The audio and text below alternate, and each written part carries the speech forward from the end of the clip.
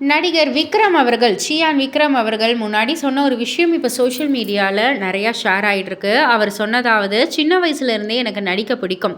School படிக்கும்போது எல்லா நாடகத்திலயும் நடிப்பேன். College படிக்கும்போது தான் சினிமால எப்படியாவது நடிக்கணும்னு ஆசை அதிகமா வந்துச்சு. அந்த சமயத்தில ஒரு பெரிய விபத்துல கால் உடைஞ்சிடுச்சு. டாக்டர் கால வெட்டணும்னு சொன்னாங்க. 3 வருஷம் ஹாஸ்பிட்டல்ல பெட்ல இருந்தேன்.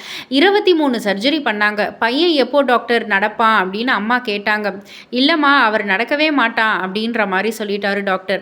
ஆனால் எனக்கு சினிமாவில் நடிக்கணும் அப்படின்ற ஒரு வெறியில் இருந்தேன். என்னோட போராட்டம் அங்கேருந்து தொடங்குச்சு. 10 வருஷம் போராடினேன். கொஞ்சம் கொஞ்சமாக நடக்க ஆரம்பித்தேன்.